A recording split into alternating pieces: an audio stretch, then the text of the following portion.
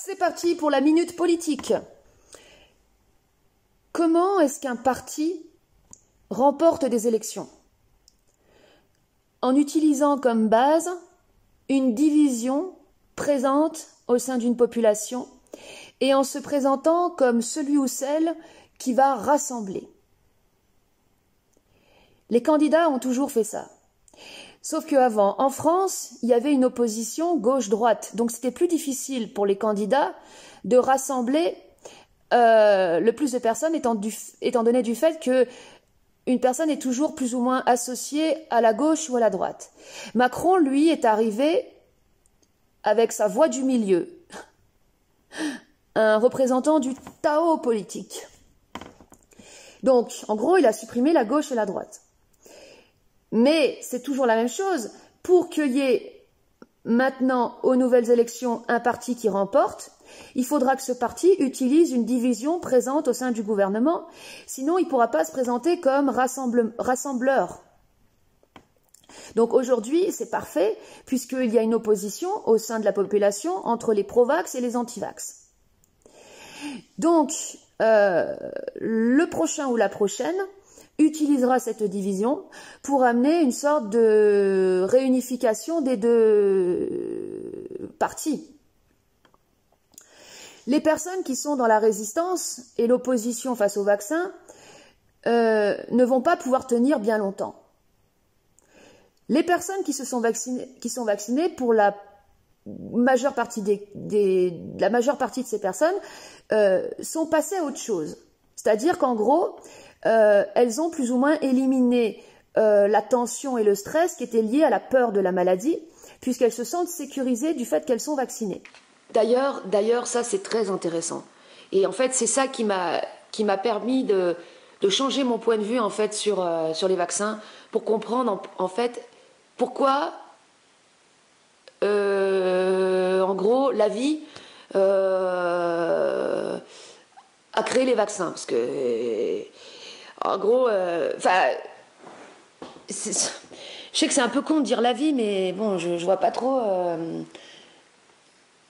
En gros, bon, c'est vrai qu'en disant la vie, c'est comme si je disais Dieu un peu quelque part, mais oui, moi je pars du principe qu'il y a une intelligence après qui gouverne tout, mais le truc c'est que là où je m'oppose aux gens qui croient en Dieu, c'est qu'en fait, pour moi cette intelligence, elle émerge des humains. Et en fait, c'est l'humanité qui donne la direction par son intelligence à l'évolution, même s'il n'en a pas conscience. Bizarre, hein, mais en gros, j'irais même jusqu'à dire, parce qu'il y a une personne qui m'a demandé ouais, qu'est-ce que tu penses de l'intention des cieux sur ou chez les supramentaux, l'influence des plans éthériques. Les plans éthériques, non, ça n'existe pas, les plans éthériques. Il n'y a pas de vie ailleurs que sur Terre. Il ne peut pas y avoir une entité ou une intention qui est en dehors de ce plan et qui dirige ce plan. C'est pas possible. Enfin, en tout cas, pour moi, c'est pas possible. Et en fait, je disais, ben, il n'y a pas de... Les cieux ne donnent pas d'intention, puisqu'il n'y a pas de cieux qui donnerait une intention à l'évolution. C'est toi, en fait, qui donne l'intention à l'évolution de ta vie. Donc... Loupiote, merde! Putain, s'il te plaît! Attends 2 secondes. Ah là. Donc ce mouvement, en fait...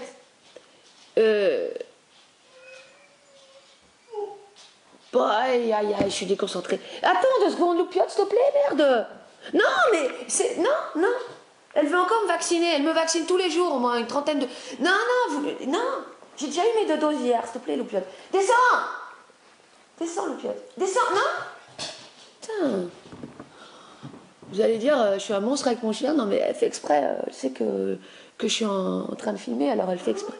Oui. Vous l'avez entendu, là? Elle a bâillé pour dire ouais, tu me saoules et tout. Ah, bah attends. Qu'est-ce que je disais? Ouais, donc il n'y a pas d'intention extérieure à l'humain, et c'est l'humain qui, par son intelligence, donne une orientation à l'évolution. Et En gros, s'il fallait pousser encore plus loin, c'est nous qui avons, sans qu'on en ait conscience, tout programmé. Bizarre, hein? Bon. Et en fait, la logique de la maladie, donc, c'est de créer une remontée de la matière noire et une purge, parce qu'il y a une force qui... En fait, la maladie, si vous voulez, c'est une force qui émerge du dedans pour pousser à faire remonter la matière noire et à se purger. Et le vaccin, c'est également un stress. Et ça, c'est intéressant d'étudier comment en fait le stress permet justement permet l'évolution. En quoi le stress est utile dans l'évolution. En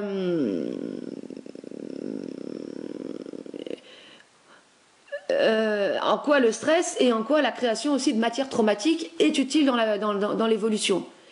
Parce que là, c'est totalement différent de ce que peuvent dire les spirituels qui recherchent l'état naturel ou le Tao ou la paix ou je sais pas ou le bien-être ou tous ces trucs où il se passe plus rien. Une fois, il y avait un contact à moi qui j'avais mis sur Facebook un truc sur le yoga parce que je disais que j'étais contre le yoga tout ça et il avait mis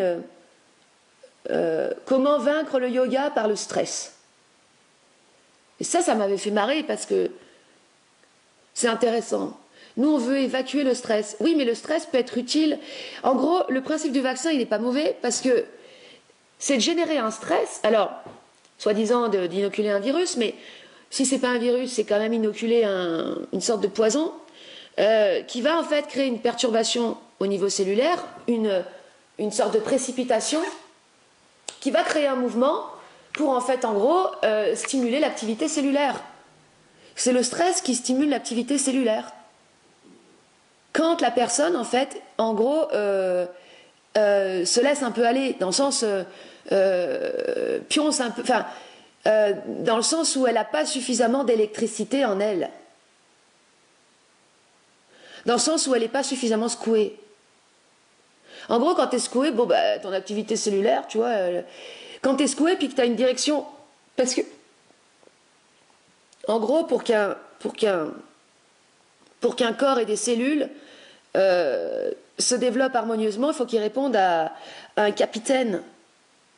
Donc, en fait, à une sorte, à un esprit, c'est-à-dire à une personne qui est présente à elle-même, qui est là, qui est présente à elle-même, et qui sait où elle va, qui a donné une direction à sa vie. Voilà, ça c'est essentiel. Ça c'est ce que les antivax ne comprennent pas, parce qu'ils sont dans l'opposition, et donc leur seule direction à eux, c'est l'opposition. Donc en gros, c'est un mur. Donc qu'est-ce que tu veux que... Et c'est pour ça que vous allez voir comment je vais amener le truc par rapport à la politique, comment la politique va ensuite, selon moi, se mettre en place pour donner une nouvelle direction à une population et pour réunir les antivax et les provax. Pour que tout le monde s'y retrouve et pour à nouveau redonner une direction, parce que là, on ne pourra pas entretenir la division longtemps et le nouveau système se constituera en utilisant justement comme base l'opposition, comme ça a toujours été le cas, pour se présenter comme rassembleur. Voilà. Et je vous le dis tout de suite, maintenant je vous vends le truc, c'est que je dirais que ça pourrait être Marion Maréchal qui joue ce rôle. Et là j'ai vu un article de presse où elle fustige le gouvernement. La photo, et j'avais pas vu la photo parce que j'avais pas vu quelle photo ils avaient utilisée. Article publié dans Spoutnik qui joue le rôle de l'antisystème avec RT France, avec tous les Bigard, les Raoult qui sont là-dedans, qui participent du même truc. Hein. Et ben, elle était hyper canon, Marion Maréchal. Blonde, la blonde avec le rouge à lèvres rouge, épanouie, le sourire éclatant, avec un brin d'audace, un brin de désinvolture. Vraiment, là, le truc, c'est du Macron relooking version plus, quoi, parce que elle est vraiment canon, et tu vois vraiment, c'est genre l'espoir de la France, parce que, en plus, à moyen qu'elle soit drôle, il y a moyen que, bon, c'est une hypothèse, j'en sais rien. Et donc, voilà, le plus donc, en fait, les gens qui restent dans l'opposition, ils ne comprennent pas que le plus important, si tu veux que te développer harmonieusement, c'est d'avancer dans la vie. Et c'est de donner une direction. Mais quand tu es maintenu dans l'opposition, tu ne peux pas. Et c'est là, en fait, que la dégradation peut se produire aussi. Parce que quand tu n'as plus de direction dans ta vie, ton corps et tes cellules, ils répondent à quoi? Ils répondent à ton opposition. Donc ils vont, en fait, même pas... en gros, les cellules vont se comporter... elles peuvent, alors c'est une hypothèse, s'opposer potentiellement, créer une sorte de conflit interne.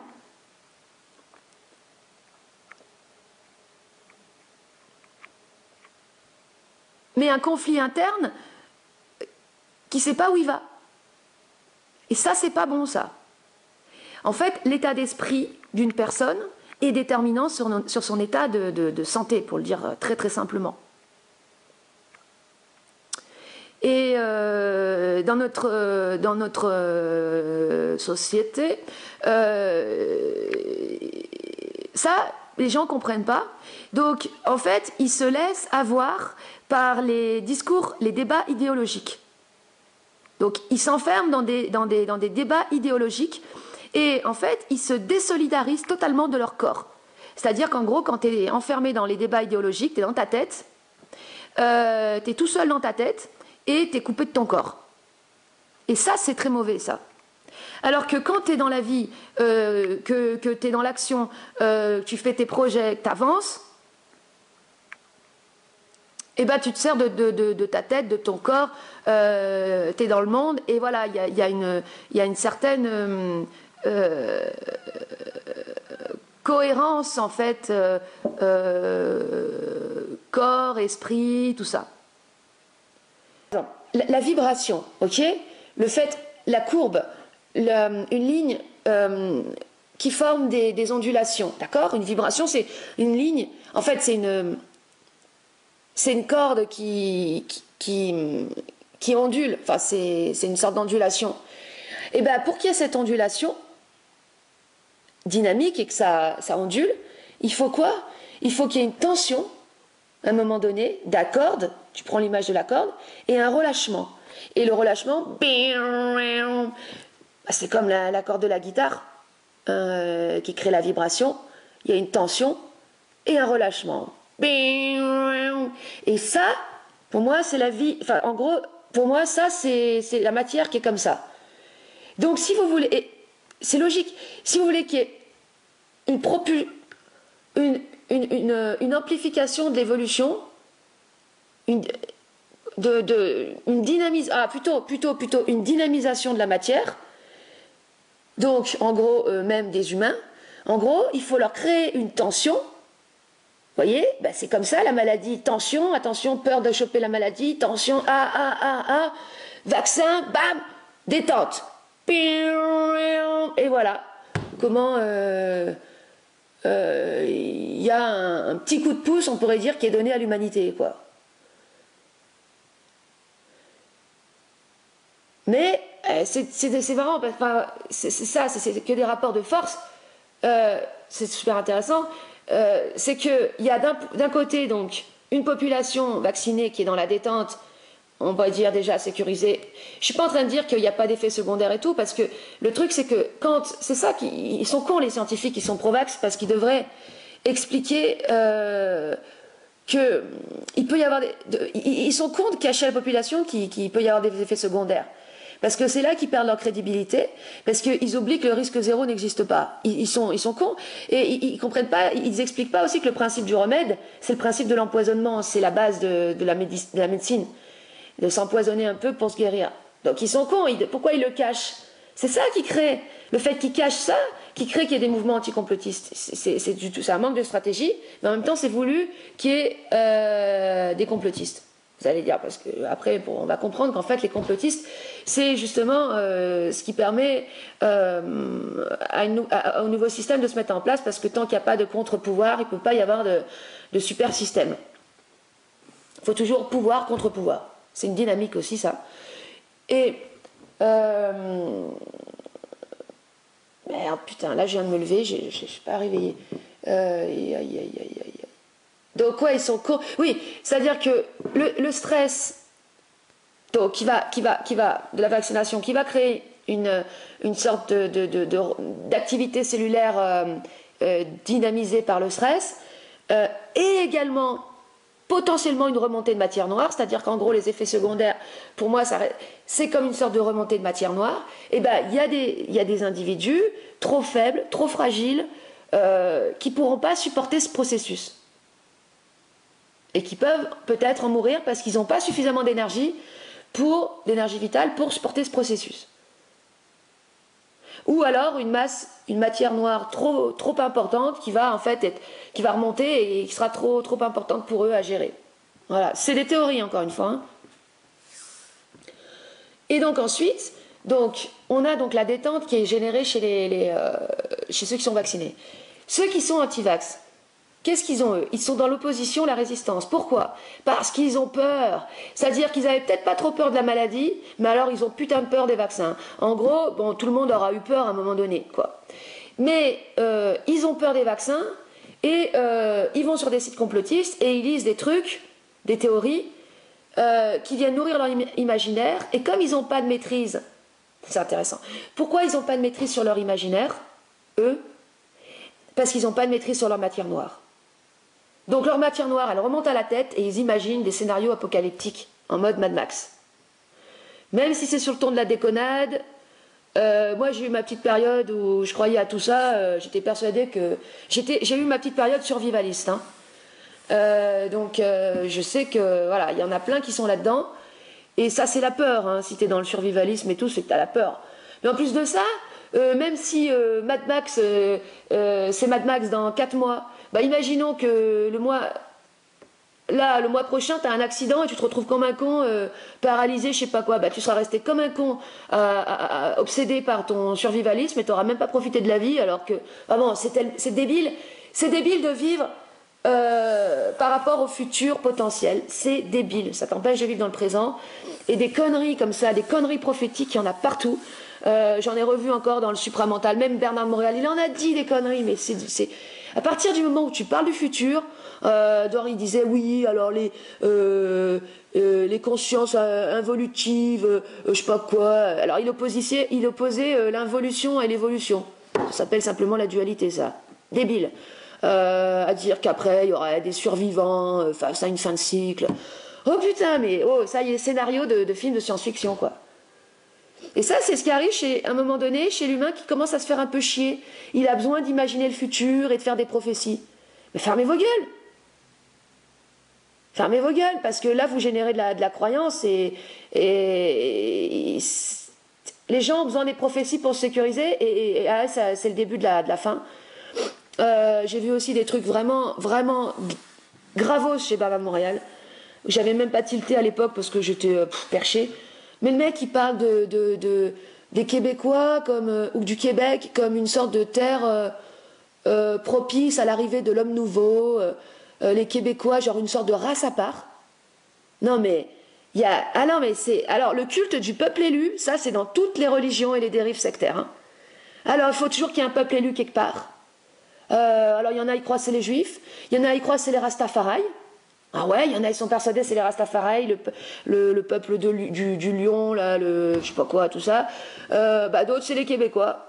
Ouais, voilà. Puis moi, si je continue comme ça, je vais dire quoi? C'est les Français? Mais en plus, c'est quoi un Français? C'est fait de plein d'influences, ça n'existe pas un Français.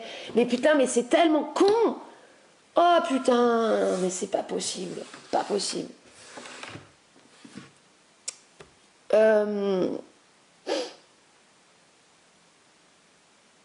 Ouais, il peut y avoir aussi Ça, c'est complexe d'impuissance parce que les Québécois, ils ont été considérés comme des cons par l'Occident. Enfin, ils ont été... En gros, déjà, tous ceux qui sont allés aux États-Unis, c'est les repris de justice et tout ça, puis les exilés, puis ceux qui voulaient fuir. Voilà, donc c'est un peu la matière refoulée de l'Europe, quoi. Et puis ils ont eu un complexe d'impuissance et puis voilà, maintenant il y en a, ils se créent des religions où l'arrivée de l'homme nouveau ce sera au Québec, quoi. Mais vous savez, l'homme nouveau, moi, ça me fait un peu penser au Beaujolais nouveau. C'est dégueu, hein. Le Beaujolais nouveau, c'est vraiment pas bon, mais le problème, c'est que ça nique la réputation du Beaujolais. Alors que le Beaujolais, c'est un très bon vin. C'est un très bon vin. Mais le Beaujolais nouveau, qui est le truc que tu bois, qui est pas fini, quoi, bah ça a totalement flingué la réputation du Beaujolais. Maintenant, les producteurs de Beaujolais, ils peuvent pas exporter le Beaujolais dans le monde à cause de ça. Alors c'est pareil, l'homme nouveau. L'homme nouveau, il est pas bien réussi. Hein, vaut mieux pas. Faut attendre un petit peu qu'il fermente un peu plus, quoi. Voilà. Donc ouais, je disais les opposants, les opposants, les opposants. Les résistants, les antivax, eux, ils sont rongés par la peur, et il y en a certains, comme je vais le redire après, bah, qui se rendent malades. C'est-à-dire qu'en fait, ils sont en train, pour certains, de s'auto-empoisonner du dedans avec leur théorie et leur paranoïa. Au final, tout le monde se retrouve empoisonné dans l'histoire. Hein. La vie nous empoisonne à tous les niveaux. Hein. Moi, je ne vais pas passer toute ma life à expliquer à démonter des croyances. Bah, si les gens ils ont envie de s'empoisonner avec des croyances, tant pis pour leur gueule. Il y a un truc qui m'est venu aussi l'autre fois, c'est que croire ou pas croire, c'est la même chose. C'est pas savoir. Non, croire ou ne pas croire n'est pas savoir. En gros, les gens, soit ils croient un truc, soit ils croient pas un truc. C'est la même chose. Croire ou pas croire, c'est la même chose. Ça n'est pas, c'est pas savoir. Et pour savoir, tu es obligé de confronter les croyances, c'est-à-dire tu es obligé de te sortir, de te retrouver tout seul en gros, d'arrêter d'être influencé par les trucs que tu lis à droite à gauche, confronter, de te retrouver tout seul, dans ta solitude, pour te confronter à tes putains de peurs, à ta putain de matière noire, à tes putains de terreurs, à ta putain d'inconscient, tout ce que tu veux, pour nettoyer tout le bordel et commencer à y voir un peu plus clair depuis toi-même. Tant que tu fais pas ce travail, tu lis, t'écoutes les uns les autres, et puis tu te dis, ah oui, ça, pourquoi pas, oh ben ça non, oh ben ça oui, et tu te crées des opinions, ce qui est la pire chose, parce que les opinions c'est, oh ben d'accord ou pas d'accord, voilà. Il n'y a rien de pire qu'une opinion. Et aussi, un autre truc que j'ai observé, alors, les gens qui sont encore allés dans la rue là à faire des manifestations, vous êtes vraiment cons, hein. Vous n'avez toujours pas compris que ça sert à rien les manifs, que ça sert juste, enfin si que ça sert en fait à alimenter le système de. Vous êtes vraiment cons. Là il y a les photos des manifs. Puis en plus les gens ils sont tout fiers de montrer qu'ils sont allés à la manif. Ils n'ont même pas retenu que ça servait à rien avec les mouvements des Gilets jaunes, ça avait servi juste à renforcer le système, mais bon, ils n'ont pas capté, pas grave. Ils y retournent, tout frais, comme ça, ils sortent de l'œuf. Ah, on nous ment contre les vaccins. Non, mais oh là, si ça servait à quelque chose de faire des manifs, si ça changeait quelque chose, ça se saurait. Bon, il y en a, ils continuent d'y aller. Et ils ont fait des unes là dans les journaux, moi j'ai vu dans le Dauphiné, tout ça. Le titre c'était alors que le variant Delta menace, je sais pas quoi, les antivax, la menace des antivax gronde et tout. Vous avez pas compris que vous êtes instrumentalisé, hein? Non? Ils sont là, oh, c'est toujours pareil, putain, mais oh, c'est comme la playlist du 14 juillet, c'est toujours la même. Bah là, c'est toujours pareil. Oh, ils nous ont comptés en nombre inférieur, en fait, nous étions des milliers. Oh, putain, que tu sois des milliers, c'est encore pire, peut-être, j'ai envie de te dire. Encore, vous auriez été qu'une centaine, ça aurait été peut-être une preuve que l'humanité est un peu moins conne. Bah non, bah, je me rends compte que l'humanité est toujours aussi conne. Putain, non mais. En fait, la plupart des gens qui vont manifester, c'est juste qu'en fait, je me rends compte, ils n'ont pas fait leur crise d'adolescence. Ils l'ont pas fait. Ils l'ont pas fait. Donc ils ont besoin de dire fuck au gouvernement, voilà. Putain, mais moi ça c'est. J'avais 14 ans quand je disais tous pourris, les politiques tous pourris, machin, j'avais 14 ans, quoi. Ben, il y en a, ils n'ont pas fait ça. Puisqu'ils étaient en mode, je sais pas moi, adolescent modèle, à suivre le chemin et tout. Donc à un moment donné, toute cette colère, cette force d'opposition, l'aspect luciférien, c'est-à-dire le côté je m'oppose. Parce qu'à la base, Lucifer, c'est l'aspect luciférien, c'est pas genre la fausse lumière, c'est l'ange déchu qui s'oppose à Dieu dans la symbolique. Donc en fait, normalement, l'aspect luciférien, ce serait cette force d'opposition, de rébellion face à un ordre dominant. Voilà, donc ils sont en train de se réveiller, voilà, ils s'opposent, mais putain, Après, le problème, c'est quand t'es vieux, c'est que t'as du mal à. C'est que tu traînes un peu, en fait. Donc, du coup, là, la crise d'adolescence de certains, elle va durer 5 ans, quoi. Il y en a, elles durent depuis 10 ans, 15 ans. Non, mais une crise d'adolescence, c'est fait pour durer 1 an maximum, genre, ou même quelques mois à la limite, tu vois, le temps de gueuler un bon coup, et après tu passes à autre chose, tu fais des trucs qui t'apportent toi, quoi. Sinon, il n'y a pas d'avancement, il n'y a pas d'avancement, ça piétine. Une force, quand tu es maintenu dans une force d'opposition, tu n'avances pas. Tu gueules contre quelque chose, t'as pas compris qu'il fallait gueuler contre ta propre force d'inertie, contre toi-même en fait. Ou alors, sinon, parce que pour aller encore plus dans l'avancée, gueuler en disant oui. C'est-à-dire en gros, tu niques tout, tu vas au-delà du bien et du mal, et tu dis oui parce que tu as confiance en la vie et en ta putain de capacité à donner une intention et une orientation à ta vie. Mais tant que tu fais pas ça, tu te rebelles contre les orientations qui sont données à l'extérieur parce que ça te convient pas. Mais ça te convient pas, mais c'est comme ça. Tu peux aller manifester dans la rue, ça fera que dalle. Que dalle. Tu crois encore au libre arbitre, putain? Oh, j'y crois pas. Non, putain, on est dans un super programme. Il y a une loi d'entropie, c'est comme ça, tu suis le courant. Soit tu suis le courant, soit tu fermes ta gueule, soit tu suis le courant, tu fais avec. Soit tu veux faire quoi? Tu veux dire que l'eau qui va dans un sens, elle aille dans l'autre sens? Tu vas perdre ton énergie. Donc ces personnes sont axées sur l'avenir, sur le progrès, on pourrait dire ça comme ça. Les résistants, eux, sont en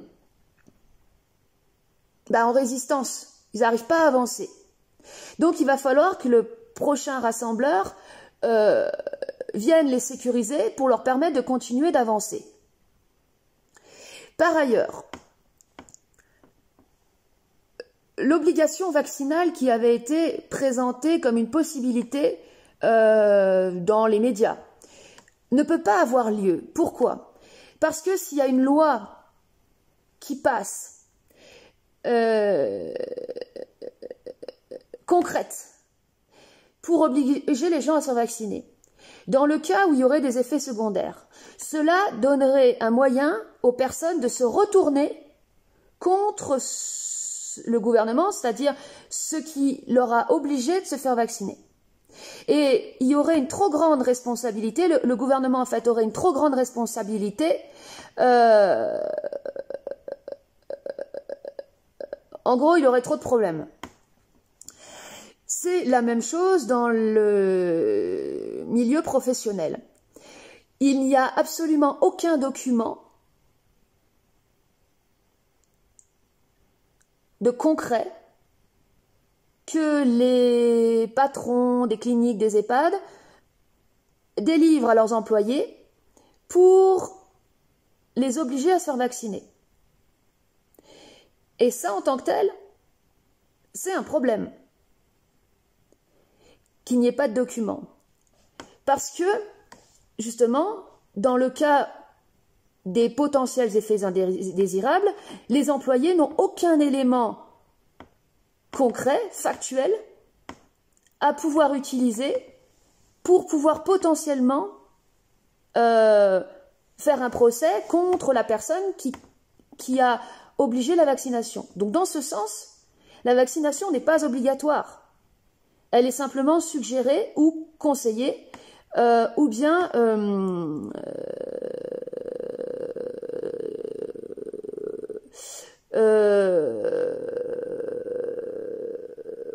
c'est l'intimidation qui est utilisée pour pousser à la vaccination. Mais il n'y a pas d'éléments concrets. Donc c'est pour ça que une personne qui travaille dans un milieu hospitalier, mais à qui on a demandé de se faire vacciner, mais qui a des doutes, est en droit de demander à son patron de lui fournir un document textuel qui stipule que c'est bien lui qui lui a demandé de se faire vacciner. Sinon, il n'y aura aucun moyen pour cette personne de pouvoir demander des compensations, des dédommagements en cas de problème.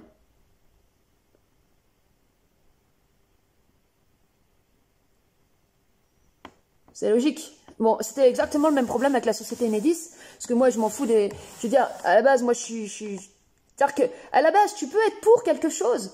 Même pour le compteur électrique, tu peux te dire, bah voilà, c'est pratique, c'est plus simple, tout ce que tu veux. N'empêche que le risque zéro n'existe pas, qu'il peut y avoir des problèmes techniques, ou bien la société peut utiliser tes données pour les revendre, même si elle a promis de pas le faire. Elle a promis de pas le faire sur son site internet, d'accord, mais elle t'a pas fourni un document avec ton nom où elle s'engage pour toi personnellement à respecter tes données. Donc, comment tu fais pour te retourner contre la société si jamais il y a un abus? Il n'y a pas de possibilité. C'est ça qui va pas, c'est ça qui déconne. Voilà. Donc,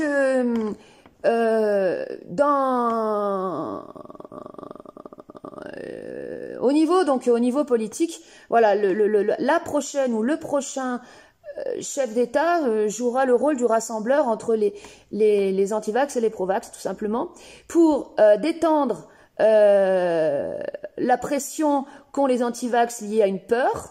Et je vais revenir là-dessus sur le cœur, le fond de cette peur, et permettre aussi d'amener le pays vers le progrès, à savoir quoi? À savoir le nouvel ordre mondial, qui est en soi un processus évolutif gouvernemental inévitable, puisqu'on est dans un monde mondialisé, donc forcément, à un moment donné, il y aura un gouvernement mondial. C'est logique, c'est logique. Mais c'est pas possible qu'il y ait cette avancée s'il y a justement une force d'opposition trop grande. Mais en même temps, vous comprenez que c'est la force d'opposition qui génère la dualité, qui permet à ce nouveau système de pouvoir se mettre en place aussi. Voyez? Donc, le cœur du cœur de la peur des personnes anti-vax, c'est lié dans le fond du fond à la peur du diable, et oui. C'est-à-dire qu'en gros, pour moi, on vit vraiment présentement une remontée de la merde. Donc, la maladie a commencé à faire remonter la merde. Et puis après, l'arrivée des vaccins a continué d'amplifier la remontée de la merde à tous les niveaux. Et la merde de la merde de la merde, c'est ce qui est vraiment dans le fond du subconscient chez l'humain, c'est la peur du diable. Et oui, il y a encore ça qui est présent chez l'humain. Parce que dans la Bible, c'est écrit à un moment donné, les hommes seront marqués du nombre de la bête, ils ne pourront plus rien acheter sans la marque de la bête. Et en gros, la Bible, c'est fait pour faire flipper les gens, hein. Parce que la Bible, c'est un système de contrôle. C'est comme une sorte c'est le mode d'emploi pour contrôler les masses par le biais de la peur.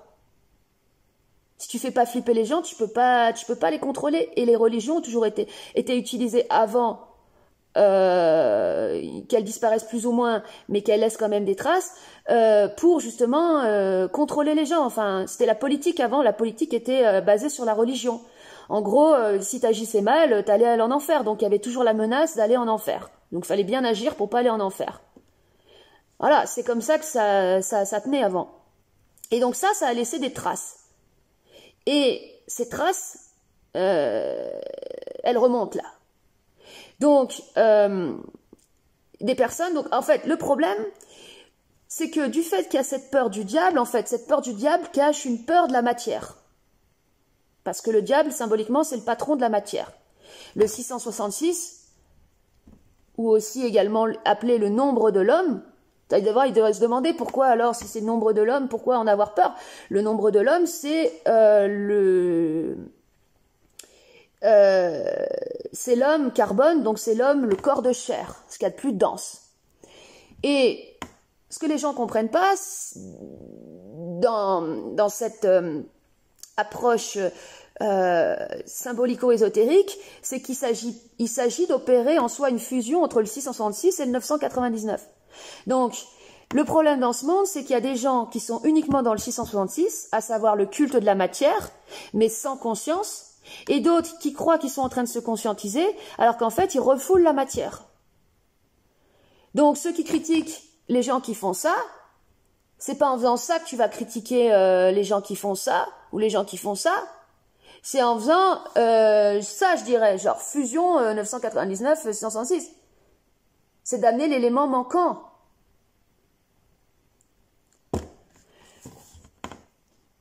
Voilà, donc la merde doit continuer de remonter par rapport à cette putain de peur du diable, qui est quand même une sacrée belle saloperie. Parce que tant que t'as ça, tu peux pas vivre une vie créative dans la matière. T'es toujours en résistance. Tu veux pas, c'est comme si tu voulais pas toucher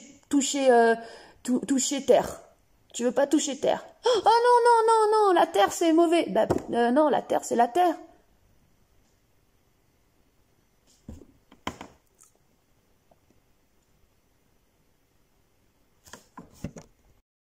Maréchal, nous voilà. Instant politique. Bon, mes analyses politiques, elles valent ce qu'elles veulent. Je me suis planté 1 milliard de fois. Donc, voilà, je préviens qu'il y a moyen que je dise des grosses conneries. Mais bon, je m'en tape. Si tu dis pas de conneries, tu peux pas non plus dire des trucs intelligents. Hein. Tu dis rien. Donc, allez, je me lance. Je viens de tomber là sur un article dans Spoutnik. Alors Spoutnik, comme RT France, ce sont des médias pro-russes. Ça veut dire qu'en gros, ils jouent le jeu de l'opposition. C'est un jeu. Parce qu'en fait, il n'y a pas réellement d'opposition. Enfin, il y a des oppositions qui servent la même dynamique, à savoir la mise en place du gouvernement mondial. Et pour moi, c'est inévitable qu'il y ait un gouvernement mondial du fait qu'on est dans un monde mondialisé. Donc, ça va pas être un débat sur le gouvernement mondial, est-ce que c'est bien, est-ce que c'est mal, puis de toute façon, est-ce que c'est bien, est-ce que c'est mal. La vie, elle s'en tape du bien et du mal. La vie, de toute façon, elle est cruelle. Et puis c'est comme ça. Donc, c'est pas la question de savoir si c'est bien ou mal. Il y a une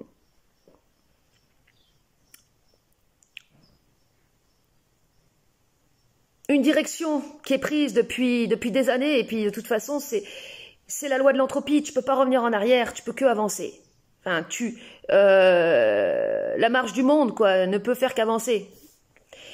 D'ailleurs, le parti de Macron, En Marche, ça voulait dire En Marche vers le nouvel ordre mondial. Mais détendez-vous, c'est pas grave. Enfin, c'est juste un nouveau système, c'est tout, qui va permettre de gouverner tous les pays en même temps. Et il y aura du positif, comme je le disais, puisqu'il va y avoir une régularisation des lois internationales au niveau du commerce, et les gros groupes qui vont se mettre à payer des impôts. Et il y aura potentiellement un revenu universel, parce que moi je le vois comme un système communiste libéral.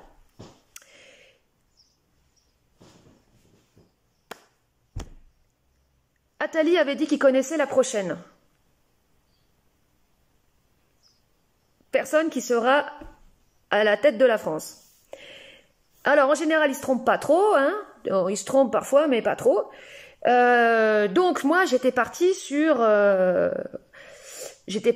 Pécresse à la base, parce qu'on la revoyait là, elle était souvent présente, et puis Pécresse, qu'est-ce qu'elle nous inspire? Elle nous inspire, enfin qu'est-ce qu'elle inspire? Le retour à l'ordre, le retour à une forme de tradition, l'espoir aussi, puisque c'est une femme, alors il y a la sagesse de la femme, la blondeur, ça évoque la lumière, comme la lumière au bout du tunnel, après cette période aussi mouvementée qu'on a connue. Voilà, en fait, il faut raisonner en termes de scénario, comme si toute la scène politique était un film, avec des acteurs, et puis une certaine rythmique dans le scénario. Voilà. Alors, donc Marion Maréchal, elle vient de dire qu'elle s'inquiétait par rapport au pass sanitaire d'un certain retour au totalitarisme, et ainsi qu'un retour des discours haineux. Alors ça, c'est le pompon. Parce que c'est le Front National qui s'inquiète du retour des discours haineux. Ah là, c'est dingue. Oh, mais je viens de m'apercevoir là. J'avais pas vu, j'avais pas tilté. C'est pour ça que c'est bien de se voir et de s'enregistrer, parce que tu tiltes des trucs que t'as... Maréchal. Maréchal, nous voilà. Mais quoi? Le maréchal Pétain. Putain. Putain de maréchal Pétain. Il y a toutes les formes de la Seconde Guerre mondiale là qui remontent dans des trucs qu'on avait oubliés. Putain, vous croyez que c'est un hasard s'il y a Marion Maréchal? Oh, c'est intéressant ça, hein? C'est très intéressant. Le maréchal, il est arrivé quand pendant la guerre? Moi, j'associe les vaccins à la Blitzkrieg. Le maréchal, il est arrivé quand? Il n'est pas arrivé juste après? Maréchal Pétain. Ancien ministre des Armées. Oh là là là là!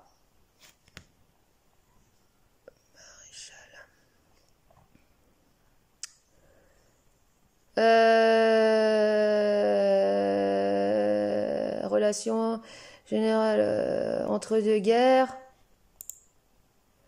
Couvert d'honneur. Nanana. Oh bah merde, je sais plus quand est-ce qu'il a. Je sais plus quand est-ce il a gouverné. C'était sous Vichy. Et Vichy, c'était... Moi, dans ma tête, Vichy, c'était vers 1941, par là. Si je ne me trompe pas. Ah ben, je vais mettre Vichy. État de Vichy. Le nom de régime de Vichy désigne le régime politique d'essence dictatorial, xénophobe, antisémite et traditionnaliste, dirigé par le maréchal Pétain, qui assure le gouvernement de la France au cours de la Seconde Guerre mondiale, le 10 juillet 1940 au 20 août 1944.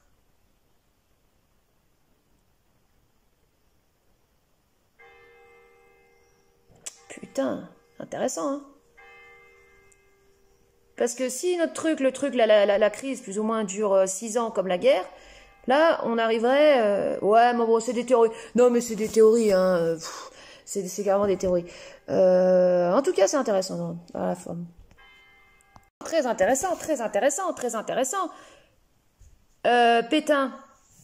Politique, d'essence, dictatoriale, xénophobe, antisémite. Excusez-moi, mais Marion Maréchal, le Front National, c'est antisémite. Ah, il y a eu des... Ah ben, on se souvient tous D'ailleurs, c'est tout le scandale de Le Pen. C'est pas tant contre les Arabes et tout, c'est tous les dérapages qu'il a fait sur l'Holocauste en disant que c'était qu'un détail. Ça a été le truc. Et ça, c'est l'essence même du FN. Donc, Marion Maréchal, et le truc, c'est que le maréchal Pétain, quand il était aimé, enfin, je veux dire, maréchal, c'était le chef des armées qui gère bien le truc, donc, qui, dans la façade, c'était pas présenté comme un truc xénophobe en fait, hein. C'était présenté comme un truc qui, heureusement, il va sauver, il va faire face. Bon, il deal avec les Allemands, mais bon, il maintient quand même une certaine tenue de la France, quoi. Et il y a moyen que Marion Maréchal, justement, elle se lisse, elle se lifte, elle se politise correcte, pour pouvoir justement masquer, comme on mettrait du fond de teint, sur justement l'essence de son identité politique, qui reste le Front National. Donc qui reste un parti traditionnaliste et comment on appelle ça, conservateur, à donf. Pour justement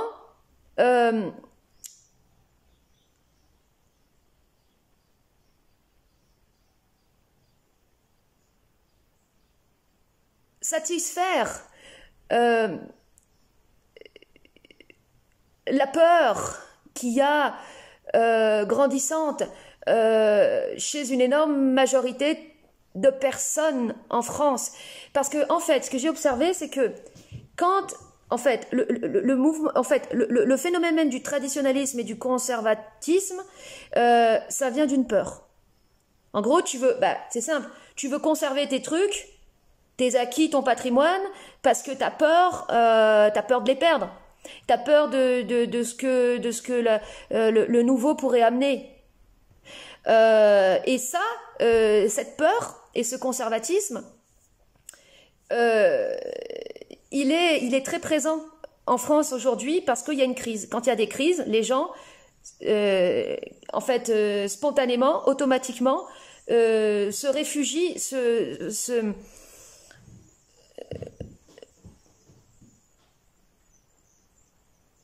deviennent conservateurs.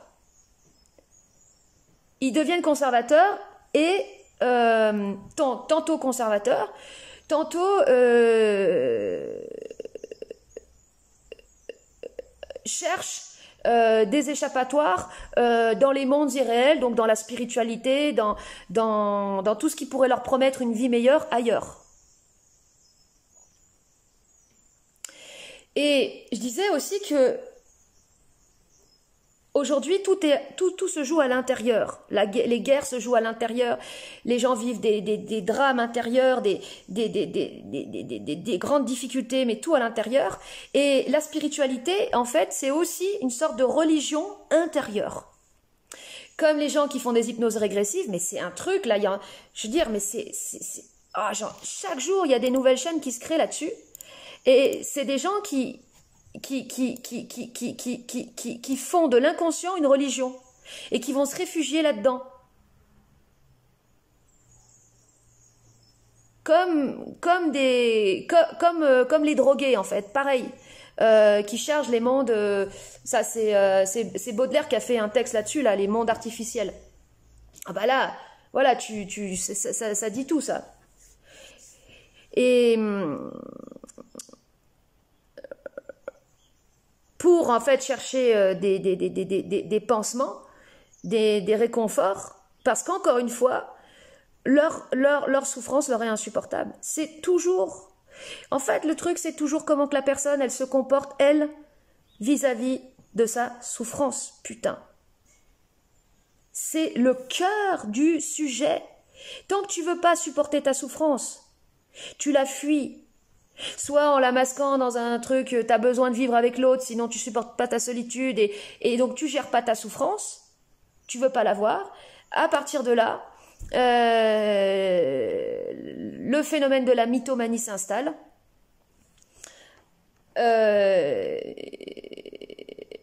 Ou le phénomène du contrôle exercé sur les autres, en fait, s'installe, quoi, tout simplement. Donc un jour, peut-être, je sais pas, il faudrait qu'il y ait une humanité. Moi, si je suis idéaliste, je suis pas une idéaliste en mode genre, on va tous vivre en harmonie, on va s'aimer les uns les autres. Ben non, parce que tant que les gens ils ont de la merde qu'ils veulent pas voir, on peut pas s'aimer les uns les autres.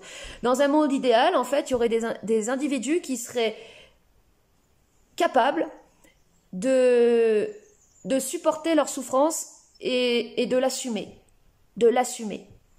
C'est pour ça que je dis, quand tu cherches une porte de sortie par rapport à ta situation où t'es enfermé, où t'es dans un truc, où tu sais pas où il y a la porte de sortie, tu t'apprends à flairer avec ton pif, ton sixième sens de pif, sixième sens, ta peur et ta souffrance. C'est là que tu vas. C'est là qu'il faut aller. Ça fait flipper parce que pourquoi les gens ils veulent pas aller là?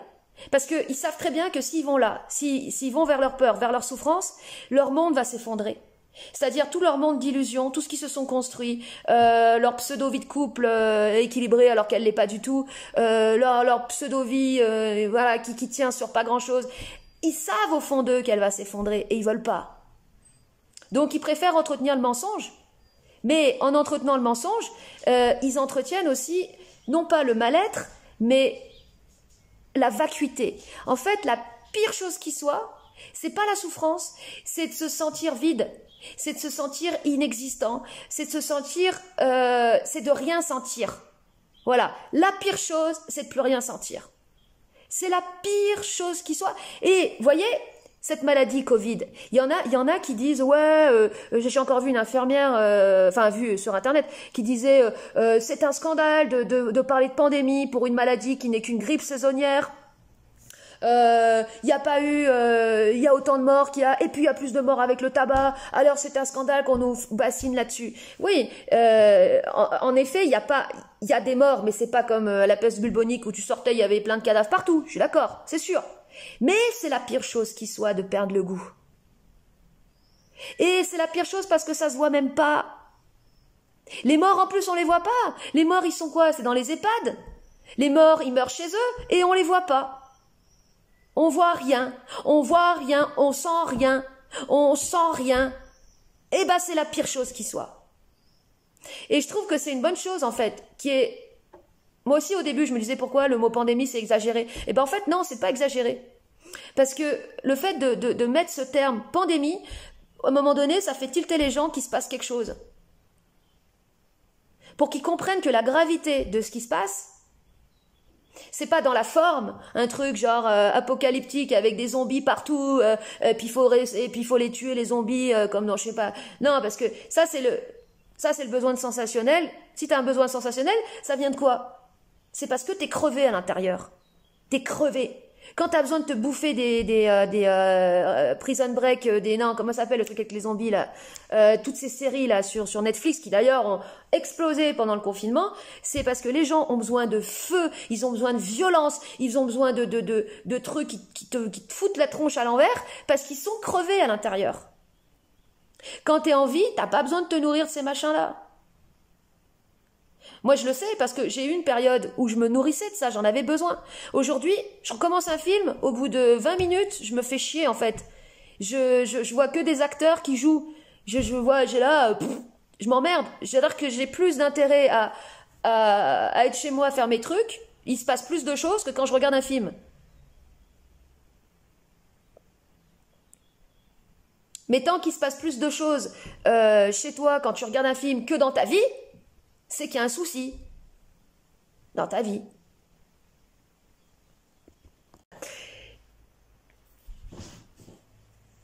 Ma thèse, c'est que le mouvement du complotisme et tout ce qui englobe en fait les résistants, voire même aussi la France insoumise, c'est-à-dire, on va dire, l'ensemble de la force d'opposition au système dominant, eh bien, c'est cela justement qui participe au renforcement du système.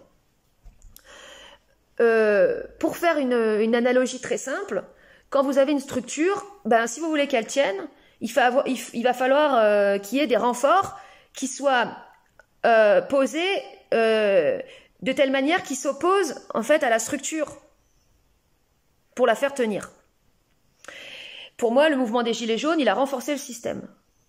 Parce que c'est comme ça que ça fonctionne au niveau des lois de l'énergie. Quand tu adresses ta colère envers quelque chose, tu nourris cette chose. Au niveau énergétique, tu la nourris, tu l'amplifies. Ensuite, le mouvement du complotisme a été créé pour moi de toutes pièces pour répandre dans une masse de personnes naïves et n'ayant pas de maîtrise sur elles-mêmes, n'ayant pas de maîtrise ni de leurs émotions, ni de leur imaginaire, des théories pour les rendre folles, ces personnes, d'accord, délirantes, folles. Dans le sens folle, ça veut dire t'as la remontée de ton inconscient qui te perturbe toute ta perception et t'es complètement sous l'emprise de ton émotionnel et à partir de là, tu dresses des scénarios complètement déments et apocalyptiques pour que justement il puisse y avoir un renforcement de l'ordre. Parce que quand il y a des personnes qui ne sont pas en maîtrise d'elles-mêmes, bah, qu'est-ce qu'il leur faut? Un système, une structure pour les gérer. Ça désigne en fait des personnes qui ne sont pas capables de se gérer elles-mêmes. En gros, qui ont perdu la raison. Là où c'est filou, enfin, c'est pas que c'est filou, mais c'est que c'est très important d'avoir un équilibre cerveau gauche, cerveau droit. Hein. Cerveau droit, l'imaginaire, cerveau gauche, la raison. Si t'as pas ça, ben, sans que tu t'en aies conscience, tu deviens un pion du système. Alors, je détaille un peu mieux. Par rapport, par exemple, à certaines théories qui disent que dans les vaccins, il y aurait des nanotechnologies, puis avec les antennes 5G, ça va tout connecter, puis après les gens, on saura partout où ils sont, et on pourra ils seront traqués, tout ça. La nanotechnologie, ça existe. Et il y a bien sûr des technologies, notamment qui sont développées dans les programmes de l'armée, qui ne sont pas dévoilés à la masse. Des programmes de recherche et des prototypes, un peu comme dans James Bond, là, où tu vois, il y a des trucs de ouf qui sont développés, mais bon, la masse n'est pas au courant. C'est des programmes de recherche secrets. Qu'il y ait des nanotechnologies qui soient aussi fines, tellement fines qu'elles puissent passer dans des aiguilles. Oui, c'est une chose. Mais pour moi, en fait, c'est totalement impossible que dans les vaccins, il y ait des nanotechnologies pour nous traquer, parce que, à un moment donné, c'est logique que si c'était le cas, il y a des gens qui vont s'en apercevoir, qui sont traqués, ou ça va filtrer, ça va être su. Et cet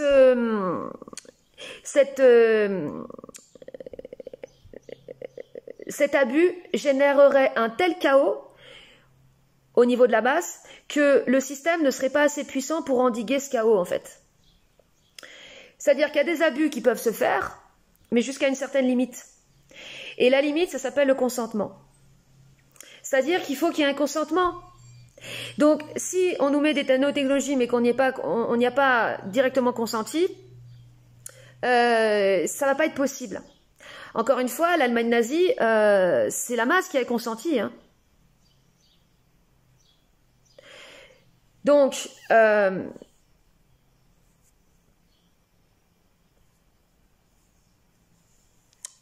y a une relative transparence par rapport à ces trucs de vaccins, là, enfin, que certains appellent thérapie génique, parce que ça envoie un code, ARN messager, tout ça. Mais encore une fois, pour ce qui est de la thérapie génique et ce qui est appelé expérience scientifique, pour moi, c'est réel en tant que ça ravive une mémoire liée à un trauma par rapport aux expériences scientifiques que les nazis ont pratiquées sur des individus. Mais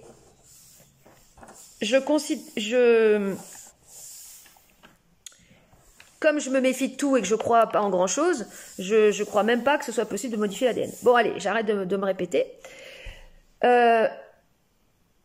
En tout cas, dans tous les cas, si c'est une expérience scientifique, c'est une expérience. Alors, les vaccins, je dirais pas que c'est une expérience scientifique, je dirais plutôt que c'est une expérience sur. Enfin, tout est expérience dans la vie. Tu sais, tu viens sur Terre, c'est une expérience. Les gens s'indignent de se rendre compte qu'ils sont l'objet d'une expérience. Mais vous êtes cons, quoi? Vous êtes l'objet de l'expérience de la vie. Faut se réveiller un peu, là. Tu sais, les gens vivent pépère, tranquille, tout. Oh putain, on est l'objet d'une expérience. Bah bingo, tu viens de te réveiller. Bah moi j'ai envie de te dire merci les vaccins, tu viens de te réveiller, que t'es l'objet d'une expérience, ça s'appelle l'expérience de la vie. Putain, mais c'est dingue. Moi je vais devenir pro-vax, hein, ça continue, hein. C'est-à-dire que les humains, si tu les secoues pas un peu, ça pionce, quoi. Ça pionce, l'homme, son problème, c'est qu'il manque d'électricité. Voilà. Il n'a pas suffisamment d'électricité. Et l'électricité, c'est la vie. Donc, il faut qu'il soit électrifié, sinon, qu'est-ce que tu veux? Il se passe rien. Bon, alors, les complotistes et l'ensemble du corpuscule de la résistance, ceux-là, ils sont pas prêts de lâcher. Ceux qui sont enterrés dans la dualité, là, ils sont pas prêts de lâcher. Et je sens que le nouveau parti, il va se créer sur un pont entre la résistance et le futur.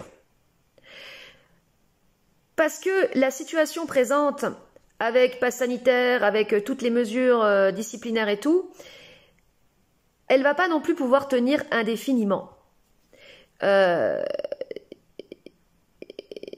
comme je le disais, le pass sanitaire, il est valable normalement jusqu'au 30 septembre. Et cette politique, elle va pas... En fait, les politiques, elles ont besoin de se réinventer, de faire peau neuve. C'est pour ça qu'il y a les élections. Elles donnent l'illusion d'un nouveau système, alors que c'est toujours le même, puisque la marche est la même, ça va vers le nouvel ordre mondial. Donc, Marion Maréchal, je dis Marion Maréchal, parce qu'il y a moyen qu'elle fasse sauter le Le Pen.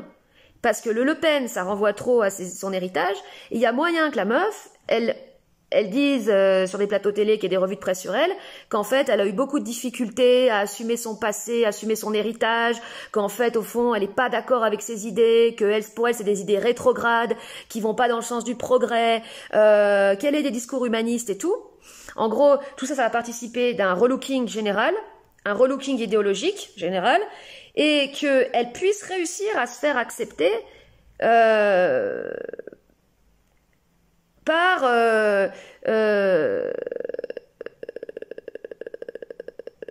la masse, en fait. Parce que les Le Pen, depuis le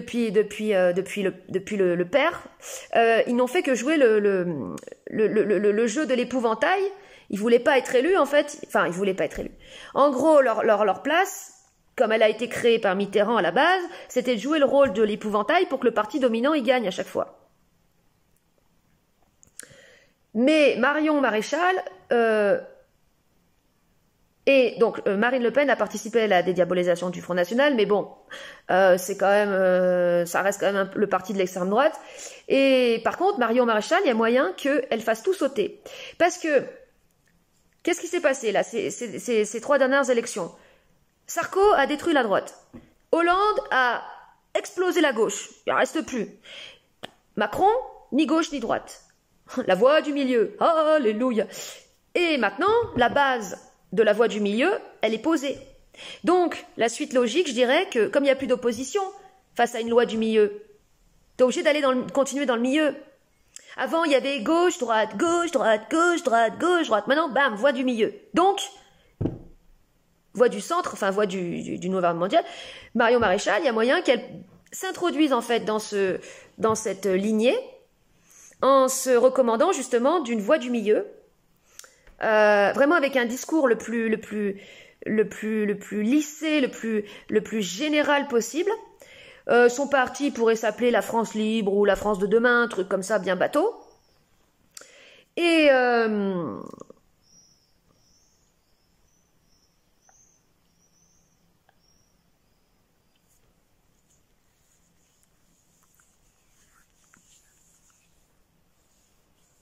qu'elle utilise, qu'elle prenne comme base tout ce qui est lié à la résistance pour en fait le lifter totalement,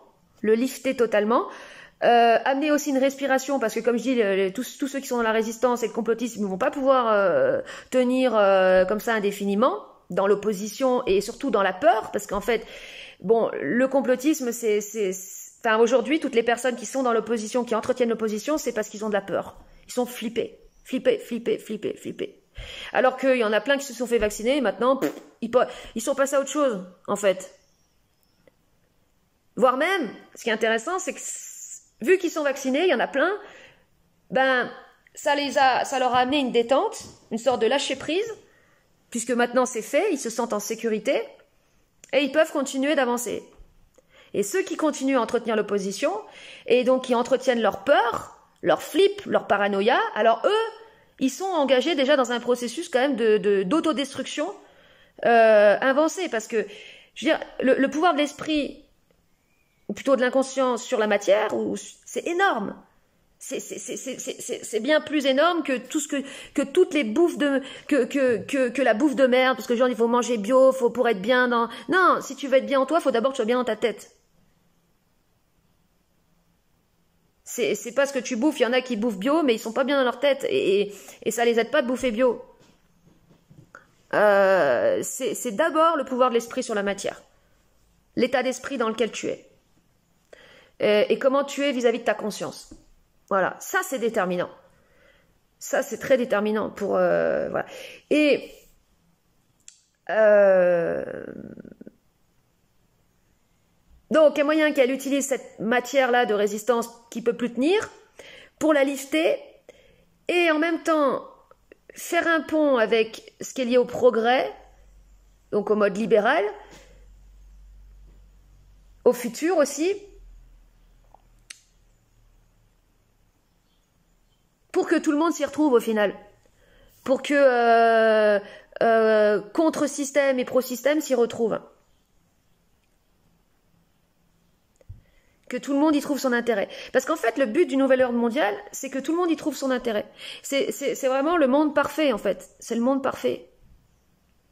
En fait, le mal des mâles, c'est de vouloir éliminer le mal. C'est simple. C'est le fait de vouloir éliminer la souffrance. C'est à partir du moment où tu veux éliminer la souffrance que tu élimines l'âme. Et de vivre dans un monde parfait, c'est la pire chose qui soit. Dans un monde où tout est parfait en apparence, comme en Suisse. Excusez-moi pour les Suisses, hein, j'aime les Suisses, hein, c'est pas ça, mais je veux dire, c'est quand même le monde parfait en apparence. C'est ce qui tue le plus l'âme, c'est-à-dire l'intériorité, le monde intérieur. Le monde intérieur, il est fait de tout un tas de trucs, il est fait de souvenirs, il est fait de souffrances, il est fait de plein de choses. Mais ça, si tu veux pas le voir et l'utiliser pour le transformer, bah t'es tout simplement, t'es un robot, t'es un pantin. T'es plus un être, t'es un être de façade, un pantin. Donc en fait, on s'en va vers une sorte de monde parfait, sans souffrance.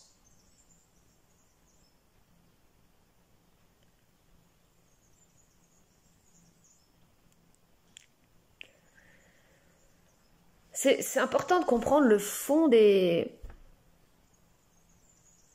choses pour pas se laisser happer par les querelles, les dissensions et les conflits de surface qui sont toujours les mêmes, qui sont liés à de la dualité et à de l'opposition bien mal.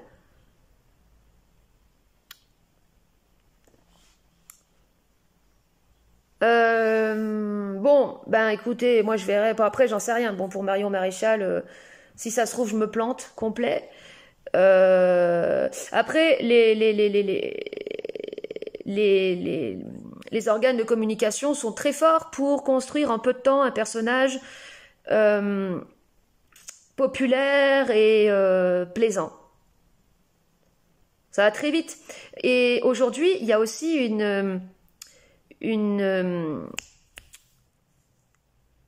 à la fois, c'est marrant parce qu'il y a un retour de la mémoire, mais il y a aussi une facilité à supprimer la mémoire aussi. C'est-à-dire qu'en gros, il y a moyen qu'on oublie en peu de temps que Marion Maréchal, c'est la tante, c'est la cousine de Marine Le Pen. Qu'on l'ait oubliée en très peu de temps. Ça peut aller très vite. En gros, il suffit qu'elle passe sur le canapé de Fogiel, même si l'émission n'existe plus, qu'elle dise ouais, c'est dur pour moi d'avoir une famille comme ça, parce qu'en fait moi au fond je suis pas comme ça, blablabla, bla, pour que elle touche à l'émotionnel, en plus avec l'aspect femme, qui va directement dans l'inconscient évoquer l'aspect maternel, donc rassurant, mais en même temps il y a la jeunesse, donc il y a l'espoir. C'est le langage de l'inconscient de toute façon. Il y a aussi donc l'espoir, en plus il y a la blondeur, donc la blondeur c'est la lumière. Il y a moyen qu'elle soit tout le temps en train de sourire et tout pour montrer qu'elle est bien dans sa peau et machin, et pour qu'elle ait, bingo, ça soit l'espoir de la France, quoi. Ça peut aller très vite. Mais j'avoue que là, présentement, moi j'ai du mal à y croire. Parce que je me dis, putain, quand même, il y a du taf, il y a un gros taf de relooking à faire. Mais, puis ça, c'est bientôt, là, les élections, c'est en 2022, falloir qu'ils se manient un peu le cul, là, les relookers et tout le bordel, mais il y a moyen que ça puisse se faire, hein.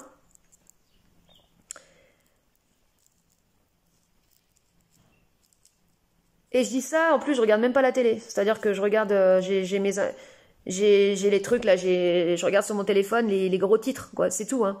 Donc, je sais même pas ce qui se passe à la télé, comment tout ça s'est présenté.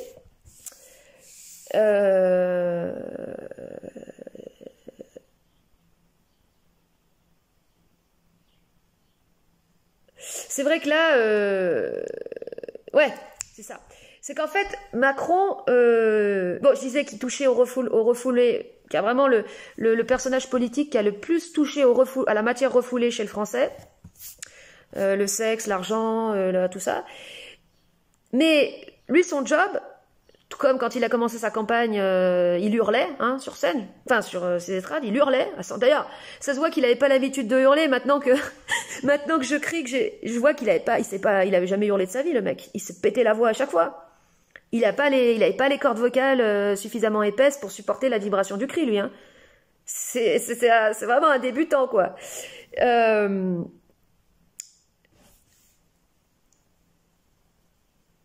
Oui, donc son taf, lui, c'était vraiment de faire monter la haine. D'ailleurs, je pense que c'est ça qu'elle doit désigner aussi Marion Maréchal Le Pen quand elle parle de ça. Vraiment de faire monter la haine anti-Macron, enfin le nombre de personnes qui crachent sur lui ou qui... Tous les jours, il y a un truc sur lui, sur Facebook, sur les trucs, des gens qui lui envoient des lettres avec des colis piégés, des machins, mais c'est un truc de dingue. Et ça, comme les gens comprennent pas les lois de l'énergie, c'est ça qui a créé en fait cette matière de haine. C'est marrant, mais ça revient toujours à cette sorte de matière noire, hein, qui est en fait la matière pour pouvoir alimenter ensuite un super système encore plus gros. Putain, c'est ça. Parce que, parce que le gouvernement mondial, c'est un super système. C'est un super gouvernement. Putain, donc pour qu'il tienne ce machin, il lui faut une grosse matière première, là. Il lui faut une grosse masse émotionnelle de matière noire, là, bien dense, pour faire la propulsion au truc. Et moi, par rapport au vaccin et par rapport à la... Attends, j'en reparle. Mais là, c'est sur un autre aspect. L'économie. Je suis quasi sûre qu'en fait, les gros labos ont des accords avec les gouvernements. Enfin, ça paraît logique. Et que justement, tout l'argent dégagé par la vente des vaccins va être en fait la base, je l'avais déjà dit. Ça va être ce qui va permettre en fait à ce super système de se constituer une économie, tout comme nos empires en Europe se sont constitués sur le colonialisme. Mais c'est plus un secret pour personne que ces empires ils sont sur le déclin depuis longtemps parce que on peut plus bénéficier trop de l'argent des colonies, quoi. Parce que l'argent aujourd'hui il est généré par les gros groupes, par les grosses multinationales qui sont dans certains cas plus puissantes que les États. Des multinationales, Apple est plus puissant que plein d'États en fait, de petits États. Et là, comme il va y avoir donc cette régularisation des paradis fiscaux, que les gros groupes ils vont payer de l'argent, ils vont le payer à qui? Au gouvernement mondial. Et c'est comme ça que l'économie va se constituer de ce gouvernement. Et c'est comme ça qu'il y aura même possibilité d'avoir un putain de revenu universel. Mais, comme je dis, c'est un faux débat de s'exciter là-dessus. C'est comme une sorte de loi d'entropie pour laquelle tu peux rien faire. Une rivière, elle coule quoi. Tu vas putain, elle coule la rivière. Je veux qu'elle aille dans l'autre sens. Non, fais avec le fait que cette rivière, elle va dans ce sens, parce que sinon tu vas en chier. Ou si tu fais un barrage, à un moment donné, il va péter ton barrage. C'est toi qui vas du coup en chier inutilement et qui va dépenser une énergie inutile pour quelque chose que tu peux pas empêcher. Et t'aurais été comme un con à perdre ton énergie, alors que t'aurais pu être beaucoup plus créatif autrement, en utilisant justement ce courant, en utilisant cette eau de manière plus intelligente pour toi en fait. Voilà, c'est ça. Mais en fait, ce qu'il faut triompher dans ce putain de monde, c'est l'intelligence, hein. Faut faire triompher l'intelligence. Et pour faire triompher l'intelligence, c'est pas possible avec un esprit dualitaire. C'est impossible avec un esprit dualitaire.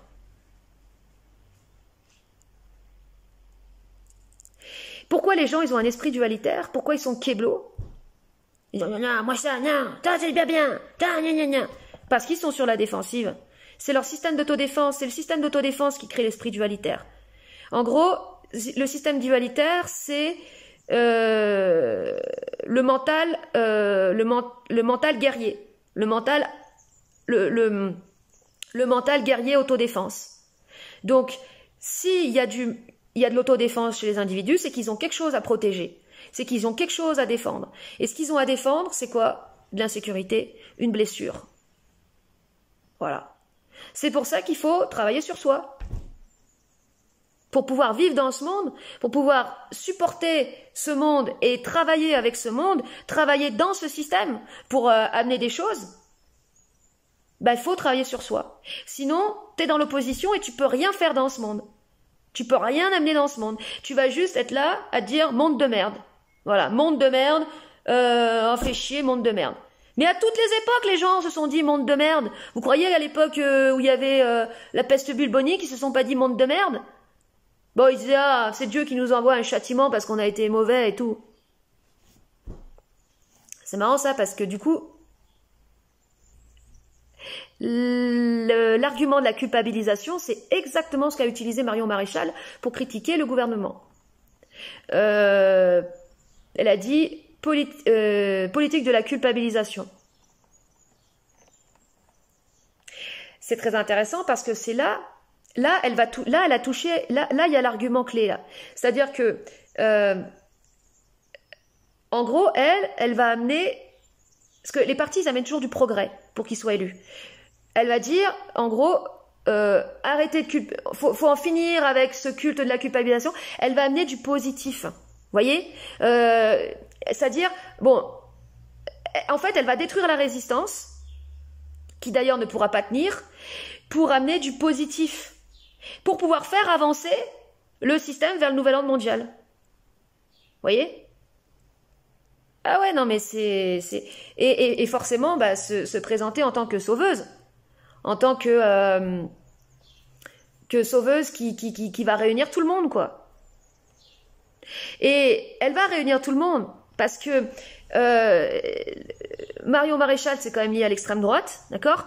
Et en fait, souvent, j'ai entendu, ça, j'avais pas compris pourquoi, mais quand je parle avec des personnes qui sont genre anti-complotistes, enfin, qui sont vraiment, et qui comprennent pas, ils disent que les complotistes, c'est des mouvements d'extrême droite. Moi, je me disais, mais attends, pourquoi c'est associé le complotisme à l'extrême droite? Parce que moi, souvent, je comprends pas ces associations, ça me... Et après, j'ai compris pourquoi les gens disent ça. Parce que, justement, l'extrême droite, en fait, c'est associé au conservatisme le plus fort. En gros, tu veux pas qu'il y ait des étrangers qui viennent chez toi, ça veut dire tu veux que la France, elle soit toujours pareille. Alors que c'est débile parce qu'en fait la France elle s'est faite de tout plein d'influences et puis que nous dans notre ADN on est moitié tout ce qu'on veut en fait. Voilà, on est tous des métis. Même les consanguins de de ma région, ils ont du sang mongol parce qu'à un moment donné il y a eu des invasions mongoles et tout. Donc alors c'est pas pour ça qu'ils sont non mais bon voilà, on est tous mélangés. Donc c'est pour ça que c'est associé donc le complotisme à l'extrême droite parce que les gens anticomplotistes se disent voilà, ce sont des personnes qui ne veulent pas d'évolution, qui ne veulent pas de progrès, qui entretiennent la résistance et qui veulent pas évoluer. Et c'est vrai d'une certaine manière. Comme je disais, parce qu'il y a des gens qui en entretenant la résistance se rendent malades de chez malades. Tout comme la personne qui a peur de l'invasion de je sais pas quel des étrangers et à force de rester dans d'entretenir ces obsessions comme Zemmour, qui à la base Zemmour quand même au tout début, enfin et c'était quand il est l'émission chez Ruquier que moi je regardais, le mec il faisait des critiques de bouquins, d'œuvres musicales, c'était des critiques géniales parce qu'il était méchant, il était percutant, il était incisif, c'est la torpille, le mec, c'est lui qui faisait l'audience de l'émission. Mais après, il aurait pu utiliser son intelligence pour être créatif. Malheureusement, sa peur, ses blessures ont repris le dessus, son système d'autodéfense binaire a repris le dessus, et il a entretenu ses thèses et sa paranoïa, et maintenant il est dans une forme, une certaine dégénérescence en fait. C'est-à-dire, dégénérescence, c'est tu vois que la personne elle est bloquée, elle est rigidifiée, tu vois la mécanicité à l'œuvre. Il n'y a plus d'ouverture possible. Donc voilà, c'est en ce sens que l'entretien de l'opposition, ça peut amener une certaine dégénérescence au niveau même mental, au niveau énergétique, au niveau tout ce que tu veux en fait. Voilà, bon, elle est terminée pour cet instant politique. Bon, bah de toute façon, on verra bien. Mais ouais, on verra bien. Allez, à la prochaine.